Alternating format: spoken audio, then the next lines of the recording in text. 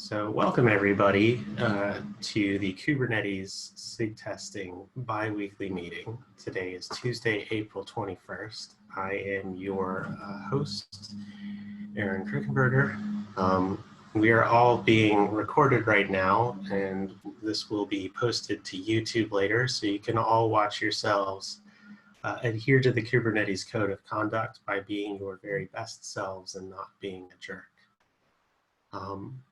We had a number of things on the agenda today, so without further ado, I'm going to hand off to Ken Sipe, who's going to talk to us about Cuddle. Am I pronouncing it right? We'll find out. Over to you, Ken. That's what I call it too. Yeah, great, thank you. I apologize if I should have done some more due diligence beforehand. This is kind of an intro. And also Jared's on the line, who was a big part of putting this together. We are part of the Kudo team, which is about declarative operators. And in the process of putting Kudo together, we created what made the most sense to us is a declarative way of testing. And it turns out that there was a lot of interest in that. So I wanted to introduce the concept and find out from this group what the next steps might be. I'm looking or hoping to make people aware of it, and I would love it to be a part of the Kubernetes ecosystem as a whole. Just to give you a quick rundown of what it does, it's written in Go. It's for essentially integration or end-to-end testing, and I would say the push is more for end-to-end than integration. The use for integration testing is that it can spin up just an instance of an API server and etcd as a minimalistic test against APIs, but obviously doesn't have controllers and other operations. That is through a tight integration with Kind. So there's an expectation for using that you would have Kind on deck. The next thing that it would do is it could spin up a whole instance of Kind. So it could do a full local end-to-end testing with a Kind cluster, but not to be lost is its other capability, which is to tie into whatever the kube config is and test against any created cluster, taking no ownership of cluster creation for that process. And then the cool stuff, it actually works in a way that you would expect any Kubernetes user to work with Kubernetes. It actually applies, manifests. It understands CRDs. When you configure it with CRDs, it will wait till the CRD is available, which is often, there's a time associated with that. It has a declarative way of asserting, where it asserts the state of things. It allows you to be brief in that whatever you have is declared as being asserted is the things that are true, and it doesn't take into account anything else that you didn't declare. So you could think of it as kind of a strategic merge assert, if you will. It's kind of an odd term. As well as it will look for errors, which is the absence of things. And it's in its early days. We've been using it for about a year now on Kudo, so it's not fresh bits, but it is freshly moved into its own repository, which happened maybe a month ago or less. There is a cuddle.dev site, which is fully, again, the information I had that I put together in one day, but apparently I've already been told that it has a lot of information, and that probably stems from the fact that we generated that on Kudo and then just made the transfer over. Anyways, with that, I could go on, and I don't want to take up too much time. That is what it is. We see a lot of value in being able to go through steps, test steps, where we apply or create things, potentially delete things, and then make an assertion that something is true or is not true. And it has the ability to also run commands. So if you have your own Kubernetes command or any kind of command that would run on the platform you're on, that is also possible and sometimes useful. So with that, I'll open up for either conversations or hopefully a discussion of where we should go next. Hey, Ken, actually for the visual learners in the room, we should probably go through the at least the doc so that people can see what a test looks like. and how Yeah. that runs. That's what I was going to Oh, ask. I've been trying to browse through the site real quick. I think it'd be awesome to just walk through an example of like what a test looks like. great. I guess had I known, I would have just shared my screen. Sorry. Let me get to this. Let's see here. This will work. Let me get rid of these things.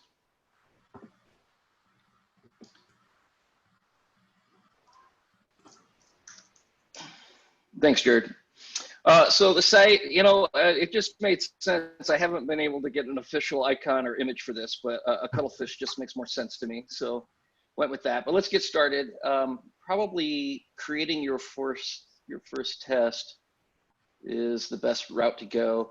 It's probably worth noting that we can integrate from a CLI and it's a standalone thing, or you can integrate with APIs. Where's our first steps? Am I lost?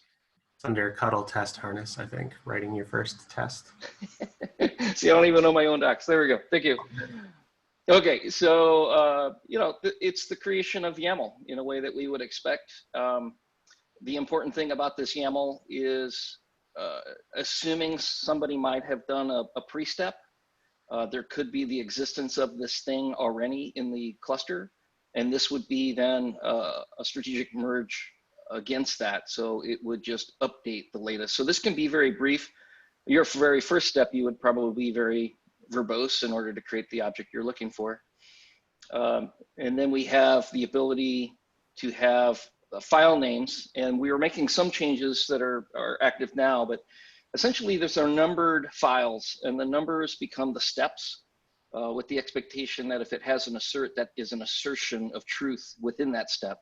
So all the YAMLs are essentially applied in some way, either created or updated or potentially deleted. There's also configuration and control over timeouts associated with this. Go ahead. What I was going to say is it's important to note that this is a partial assertion, right? So, you're asserting that the status here is ready replicas 3, right? And this actually doesn't even have to be about the resource itself. So let's say you're testing a CRD, right? And you want to test that your CRD creates a stateful set. This could be a kind stateful set as far as your assertion goes.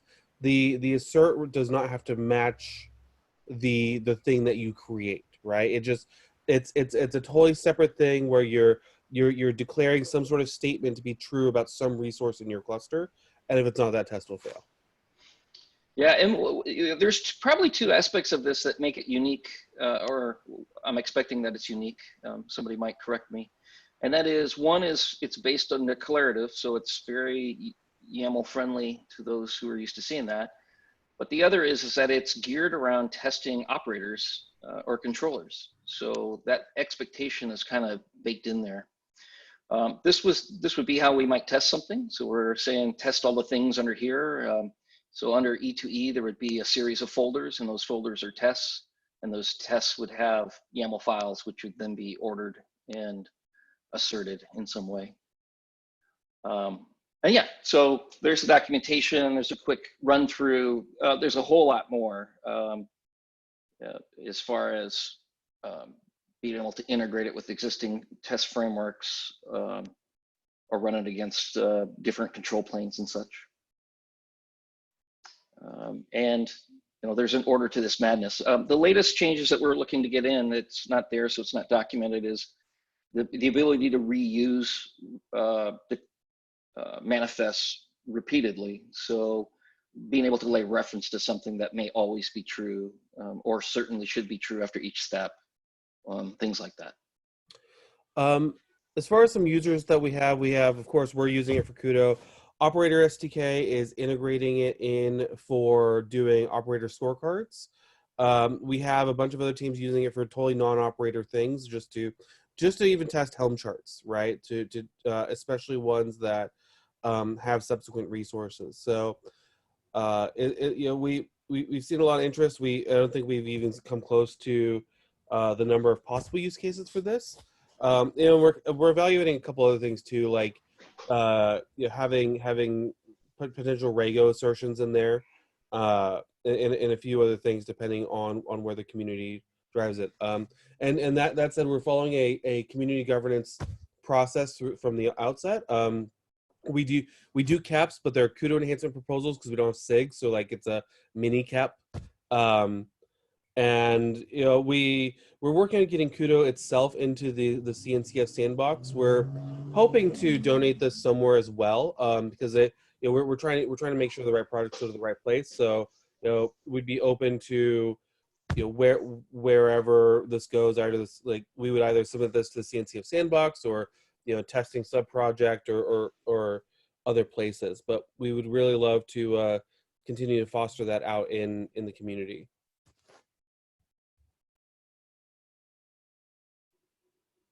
Yeah, with that said, I mean, left off that list is, and kind of my memory was jogged while Jared was explaining some things. This could totally be used for setting up a cluster as well, and then asserting that that setup was what you expected it to be.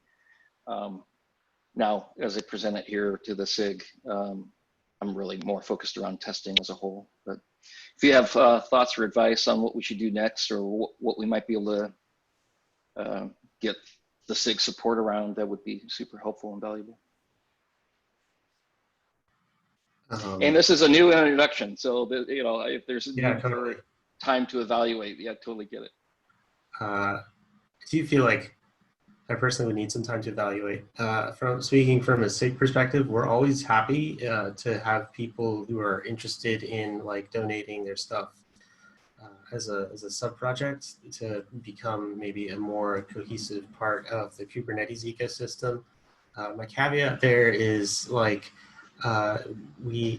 because we don't really know much about this, it's not like you would suddenly get a pool of maintainers for free, but we would be willing to help you become part of the Kubernetes. To me, this looks like maybe a nicer way of doing some of the end-to-end testing that we do today.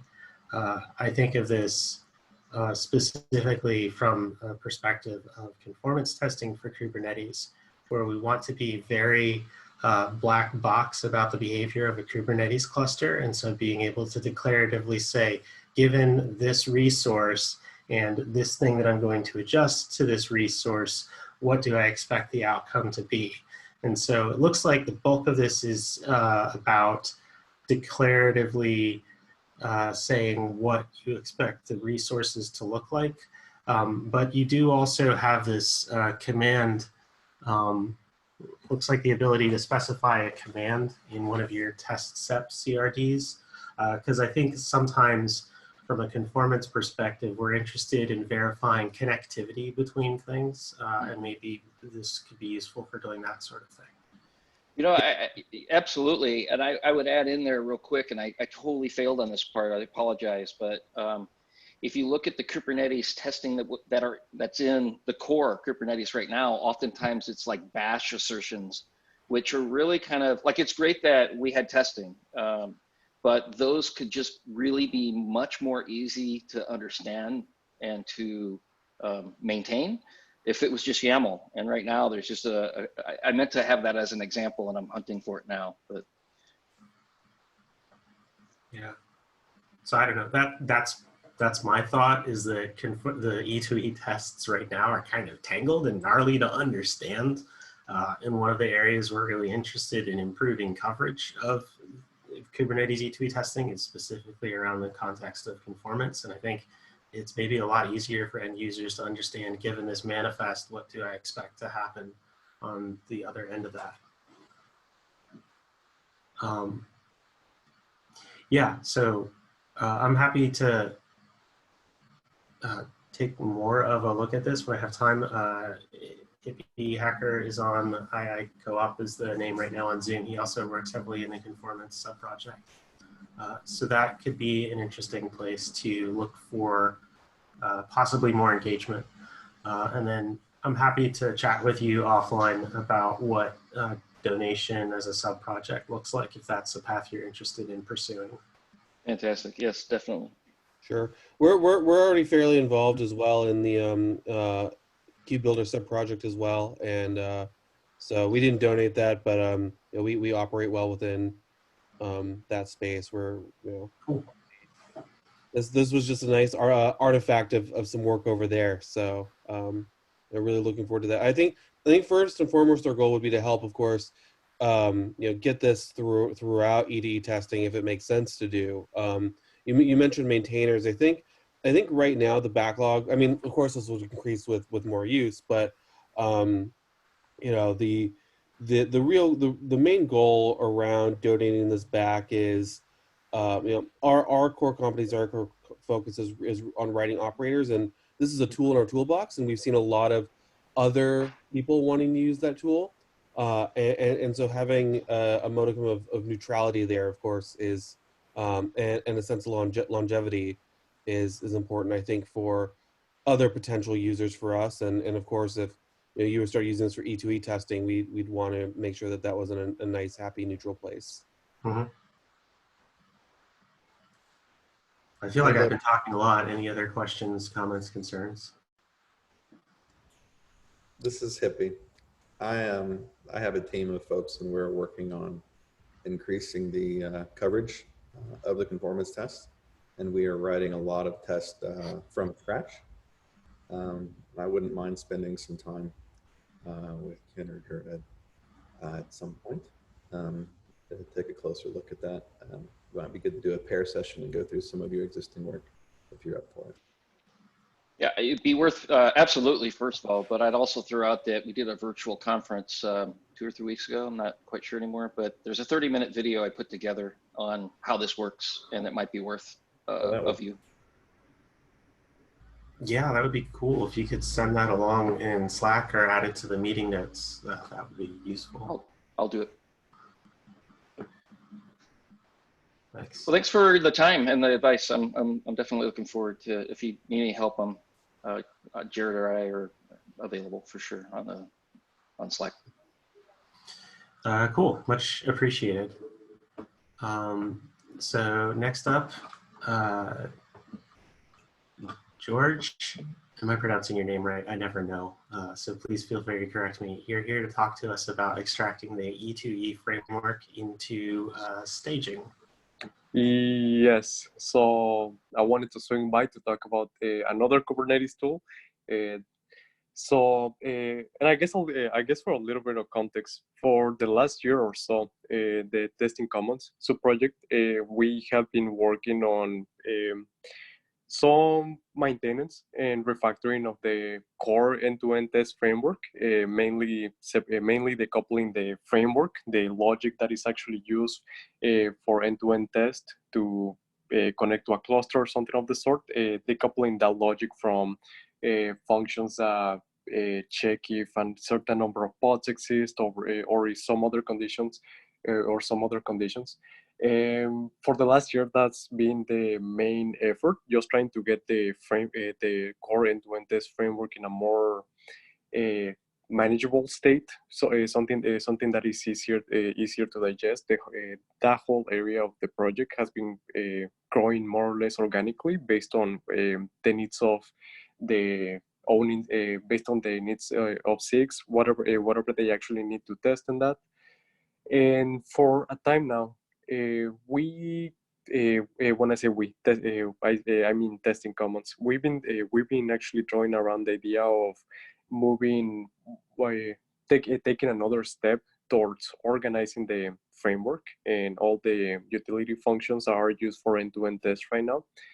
And hence, this is the Kubernetes enhancement proposal that I wanted to propose today and ask for feedback on. The TLDR is that we want to propose to ultimately move the end-to-end test framework and its packages into staging, so that other projects outside of Kubernetes can properly use it without having to import all of Kubernetes. And the other main goal that we had in mind is to put it into staging as a way of forcing us to actually go back into the design of the framework and all its utility package to properly surface useful API, useful utilities for people to write end-to-end test and kind of declutter a lot of the work that is in in the test directory under Kubernetes. And that is my pitch. Does anyone have any comments, questions, suggestions out of the bag right now?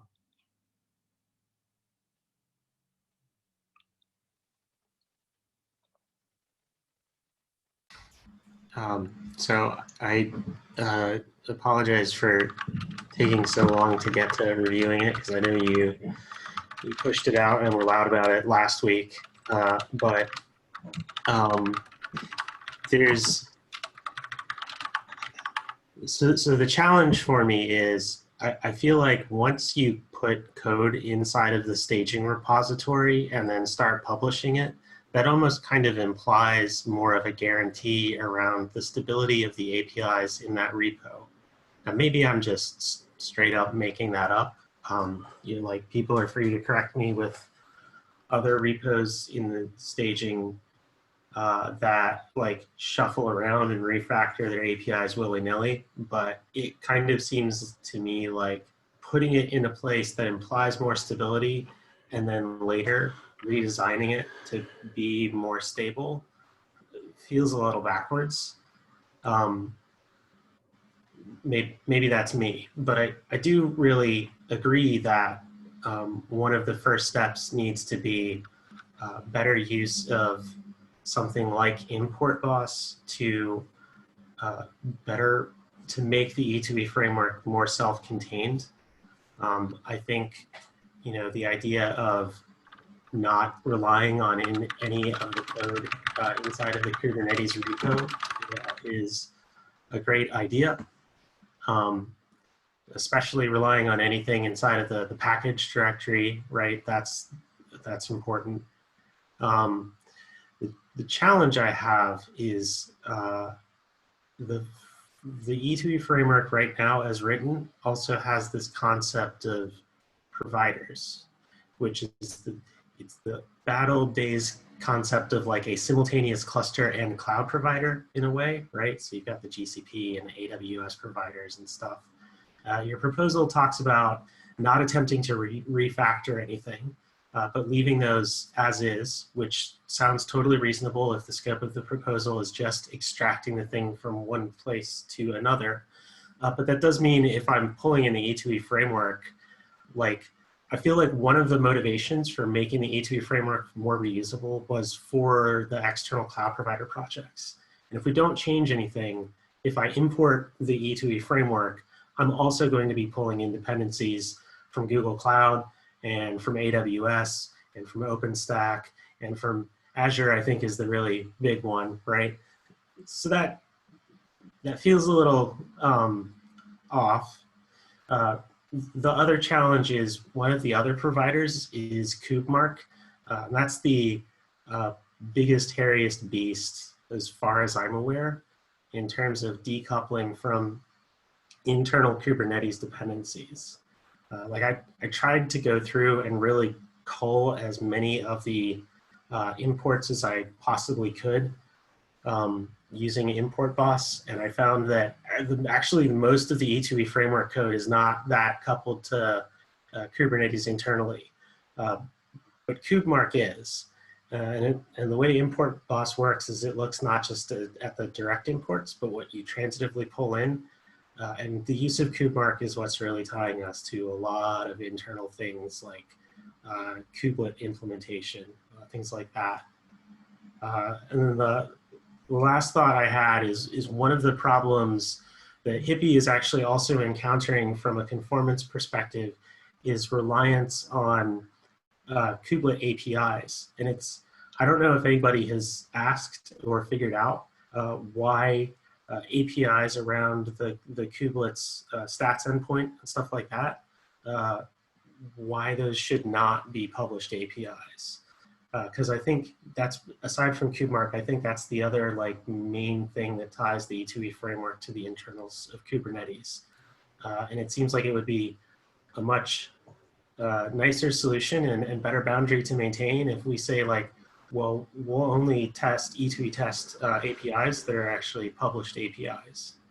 The provider aspect is also pretty deeply tied to internal stuff. Okay. like it uses the whole cloud provider thing and beyond. So I don't know, I'm sorry, that was a whole lot to say all at once, but like the TLDR of it is like, I'm super in favor of trying to make the E2E frameworks imports more self-contained, but I feel maybe less certain that just moving it into staging after having done that is a good idea without maybe some more thought put towards the supportability guarantees we want to put there, and how much of the provider dependency stuff we want to have sorted out by the time we get it to staging. Those are actually really good points. And first off, thank you very much for mentioning all that. And I guess one of the really nice features of actually getting outside of testing commons and sharing it with the rest of the community, the current working plan has been more or less to really just move things into to decouple the framework as much as possible, put it into staging so people can consume it, and then clean it off eventually. I also think that will in a way imply that we need to think about API compatibility and something of the sort, and we can just go willy-nilly removing or renaming things. But in a way that's been the current plan. The other similar alternative that comes to mind is in the CAP. I mentioned a little bit about actually going into phases, and like one of the other possibilities that I was thinking is that we could go into phase one, just make sure, just keep the end-to-end test framework in the place where it is. Use import balls as much as possible to make sure that we really keep that we have a really strict control in the imports that are allowed into the end-to-end test framework. And as we get to that point, we can keep on refactoring end-to-end test. We can keep on refactoring the test framework to reduce the number of dependencies. For example, clean up kubemark and everything else that you mentioned. And once we actually get that done, then going to actually moving it into a staging directory. And I guess the third alternative that kind of comes to mind right now is that one of the things that was brought up recently, and you mentioned, is, for example, the use of internal APIs. For example, the kubelet stats one for doing metrics. And so between the first two alternatives that I mentioned, I think definitely the second one, just working on import balls, keeping the framework where it is right now, and having that as phase one. Let's just reduce the number of dependencies. It's a little bit better. The other thing that also wanted to ask feedback, and this is the third option, I guess, is to go before actually beginning with this CAP, assuming that it was perfect as it is right now. The third option that comes to mind right now is to kind of work with Signal or SIG Scalability to actually publish those APIs in some other way, so that people can test, for example, so that people can actually do things with measuring metrics from the kubelet without actually having to import Kubernetes, and kind of look for those places within that end-to-end test framework that we should expose beforehand. And I'm imagining that some of them might turn out to be their own caps.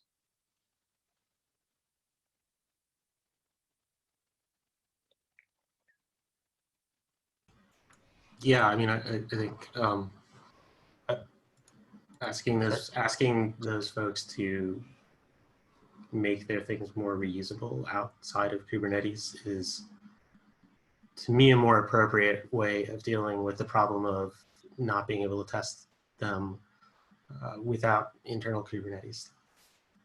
And like I said, I'm fully supportive of phase one of trying to like decouple more things and use import boss more. from the KubeMart perspective, giving you a heads up, I tried that just experimentally to get a sense of what the scope of work is there, and KubeMart is your biggest problem. So taking that into account, and I'm just asking for advice now. Do you think it will be sensible to keep the cap as it is right now and just note that at some point we eventually want to land the framework into staging, or will it be better to just have reduce the scope of the cap to phase one, reduce the dependencies, and just let's keep working on that? So I see Ben has, he wants to say something, but I'll just answer real quick. Down in the graduation criteria section of this CAP, you talked about how this isn't a traditional feature and so doesn't need to do alpha beta stable. I actually feel like alpha beta stable are perfect phases to denote the level of stability and reliability we want here. I would say shuffling things around inside of its current directory and trying to untangle the dependencies is the alpha phase, and the completion of the alpha phase is when you feel like, yes, the framework is totally self-contained and doesn't import things it's not allowed to. And then potentially the beta phase is where you start to try and improve that import experience. And the GA phase might be when it's in staging. So, because it's possible to have like sort of a longer looking cap, but then say you're going to work on just this part. And right now the just this part is to make the E2E framework more reusable. That makes sense. Thank you. Ben, do you have yeah, I have some questions regarding like motivation of staging it. Are we trying to target actual third parties? And more of a comment than a question, looking at the ones that were mentioned in this list, except for Sonobui, which is kind of an odd one out, I'll come back to. The other ones so far all appear to depend on K8s.io Kubernetes in other packages, non-test ways. And they all seem like kind of first-party projects. Are we trying to, like, are we also solving that problem, or are they going to continue to depend on K8s.io Kubernetes anyhow? And are we actually trying to do, like, do we want real third parties using this? I feel like if I were going to build a test framework for third parties, I'd probably actually just start from scratch instead of trying to stage what's in K8s.io and know that it doesn't depend on Kubernetes and maybe has some rethink to how it works, as opposed to just like the thing that we have that we use to test that we need that, you know, maybe wasn't particularly designed and has a bunch of internal dependencies. The current motivation within testing commons has been to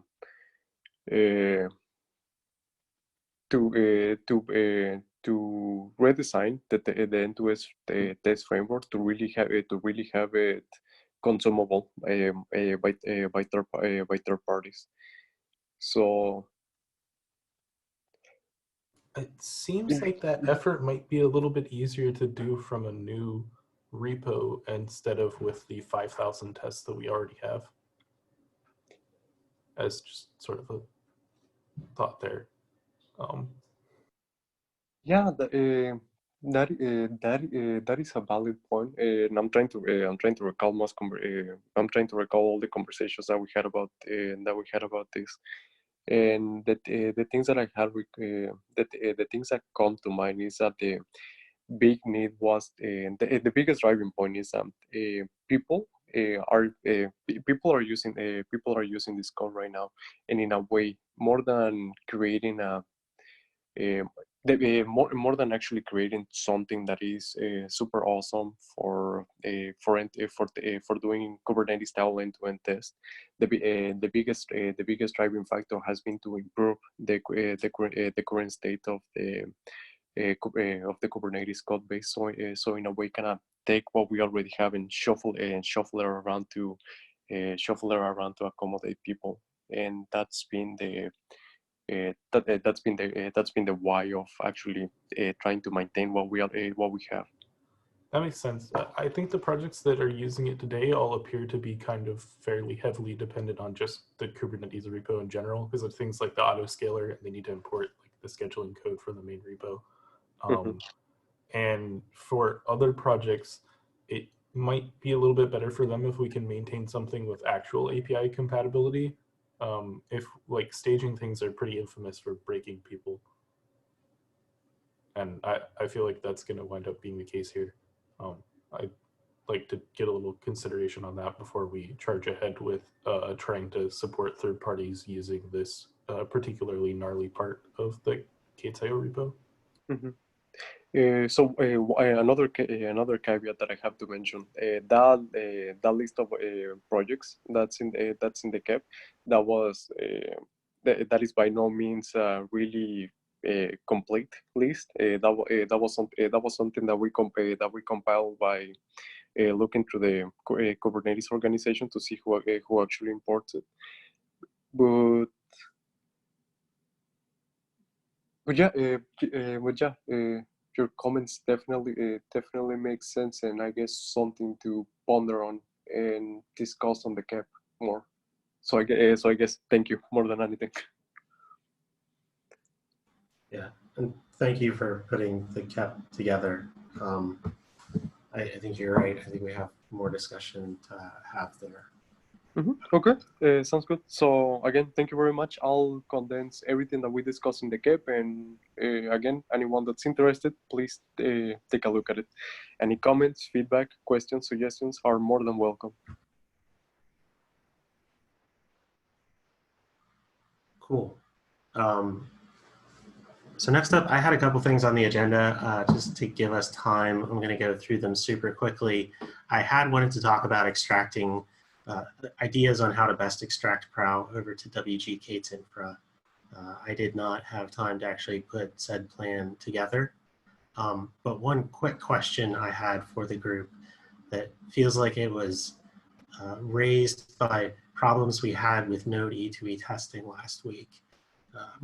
Nobody from outside of Google was able to sort of effectively troubleshoot why this one particular GCP project used for Node E2E testing wasn't working. And so folks have decided, like, what if we just try creating projects for E2E testing over in the K8s Infra GCP organization. And so that's making me think, like, I believe we know that the bulk of the expense of E2E testing for the Kubernetes project today is in standing up all of the clusters that are actually under test, not so much the Prowse instance that exercises those clusters. So maybe a good first step would be to go through the work of generating a bunch of GCP projects over in the K8s Infra GCP org and try to set up our existing Boscos in the existing build cluster in the google.com organization to start using those GCP projects. It doesn't necessarily give the community any more insight into Prowse behavior itself, but it would allow us to start using a lot more of the funds that have been donated to run the Kubernetes project. Does that seem like maybe a good idea to pursue first, or you think it would be more worthwhile to pursue like setting up a Prowse build cluster over here, or standing up an instance of Prowse? So we discussed this in work group K8s previously. I'll just briefly point out that if you do the projects first and you start actually using them, all of the state about what's in use is in Boscos, which is in the build cluster, and you'll wind up having to like move that again. It will be slightly cleaner if you can do the build cluster too, and have all the like Boscos state and whatnot. And then this is just a one-time transition between Boscos. If you do just projects, then you've gotten the projects moved over, but then you also are going to need to like cut off access to those projects and set up new projects or something again down the line, because like the whole vending them, all of that is CRDs in a build cluster.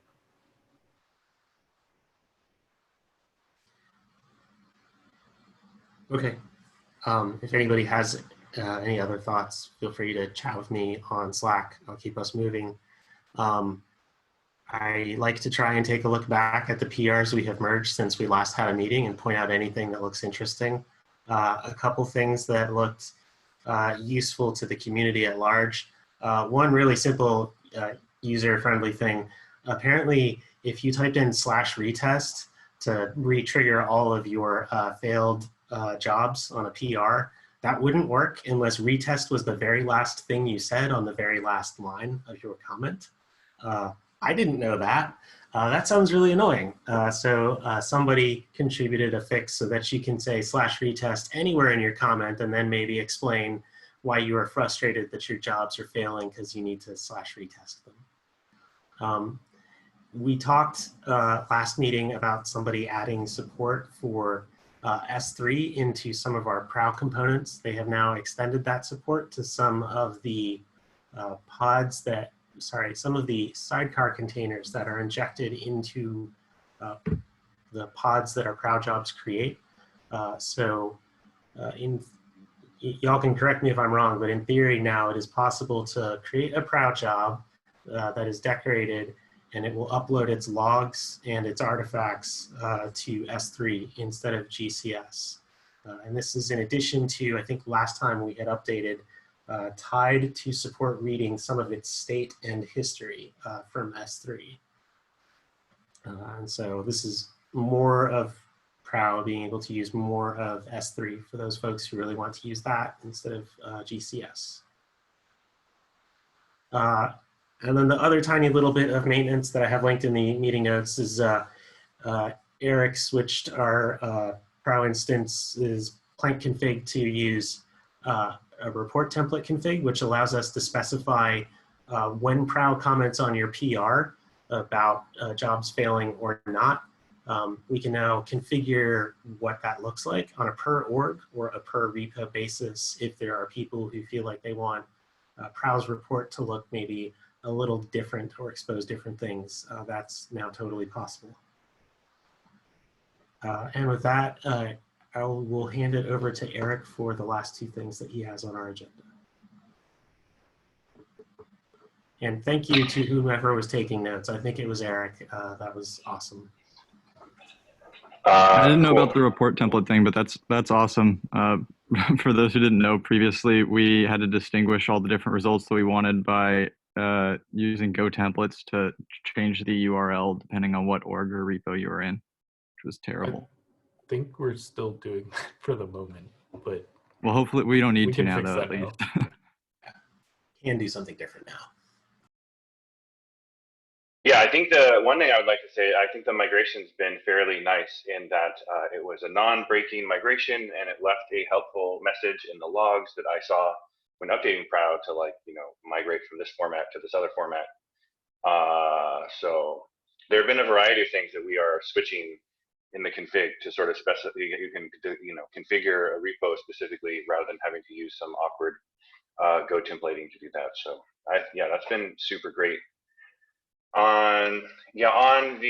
So you know, there's two ways that on the switching Prowse jobs, there's two ways that you can write a Prowse job. One is you specify decorate true, in which case it adds some init containers and sidecars that will do the uploading. It'll check out your repo and upload some metadata to GCS saying, you know, whether or not you started or stopped, or whether the job passed or not. And if you have JUnit XML in your job, it'll upload that as well, or any other testing artifacts. So all that comes from decorating. And, you know, for the past, I don't know, at least a year, maybe 2 years now, that's sort of been the way that we want people to write jobs. And most new jobs use that format. I still think there's some of our end-to-end jobs, probably a lot of them, haven't been migrated to using decoration yet. So we do have jobs, especially in the Kubernetes org, that do not use decoration. They just create a pod, and it's totally up to the pod to do whatever it wants. Like there'll be environment variables injected about like what commit you're supposed to check out or whatever, but what actually happens is totally up to the pod. And right now that is the default behavior. So unless you opt in to using decoration. We will not decorate your pod with the nice goodness to check out repos and upload logs. And we would like to switch that to being the default. And so basically, if your job explicitly says decorated false, we will continue not decorating your job. Or if you explicitly say decorate true, we will continue decorating your job. But otherwise, we will change the default behavior if nothing is specified from not decorating your job to decorating your job. We've done this before with, like, initially, I think our default agent was to talk to Jenkins because that's what most of our jobs were. And then we switched it over to be the Kubernetes agent that creates a pod instead of a Jenkins job by default. And that mostly involved, going through all of our jobs and making sure that was explicitly defined everywhere. And so that would happen here, where we would need to go through all of our jobs that don't specify anything and make sure it has decorate false. And then we would add a announcement about a breaking change, saying to make sure that you have done that as well. So I feel like it's pretty non-controversial, but yeah. Yeah, it should be, I don't know. Yeah, so maybe that's just an FYI. If anybody has any concerns, I guess we could talk about that here. But I'm biased, but I'm hugely in favor of making this a default, and I can't believe we hadn't done this years ago. Right. Yes. Yeah, the other thing is, let's see. So, talking about some improve. Let's see.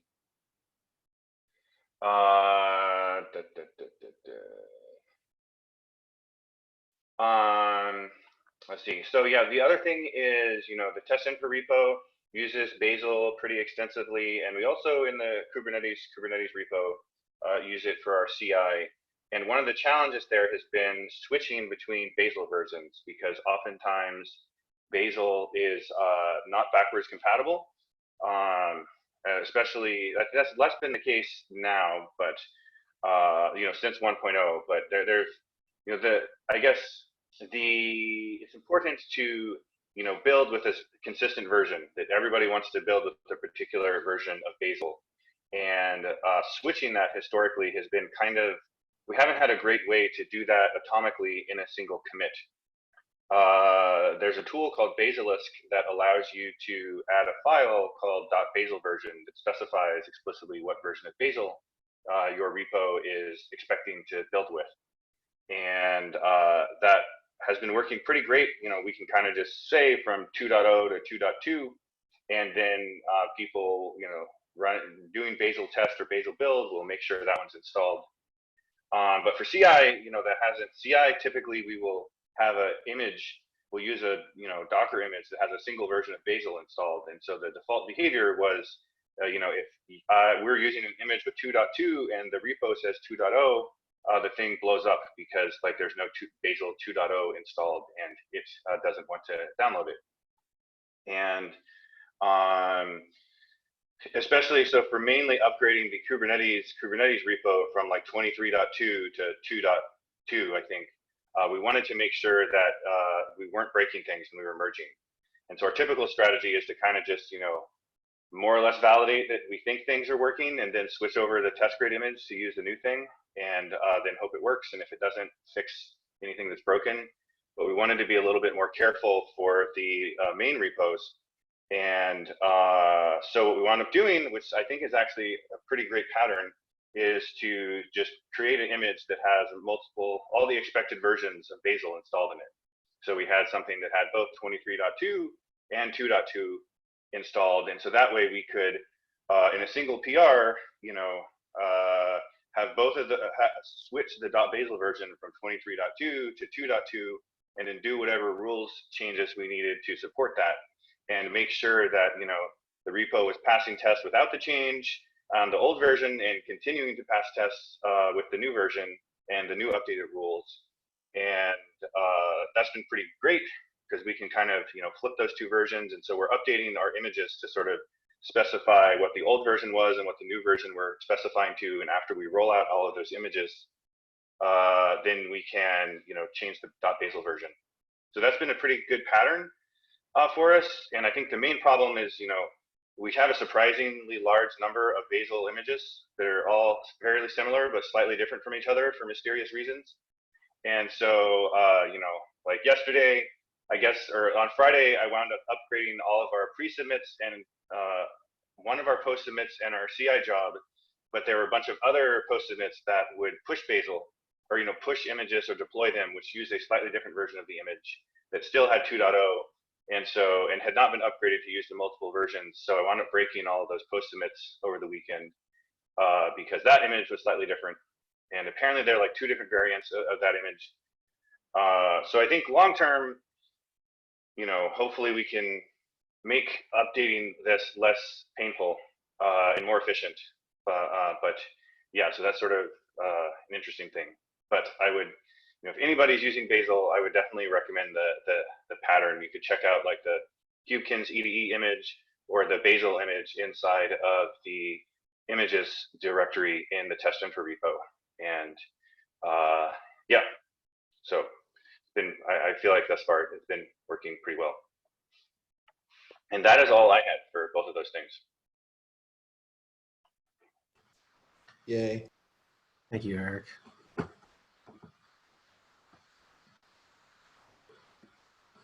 Okay, sweet. We have 5 minutes left. Anybody have anything else, or shall we take a breather before our next week? I hope you all don't have the same meeting schedule I do. Shall we all take a breather before our next meeting? Sounds Sweet. Great. Breather it is. I will thank you all for showing up. Thank you for your time. I will see you all online and back here in 2 weeks. Happy Tuesday, everybody. Happy Tuesday.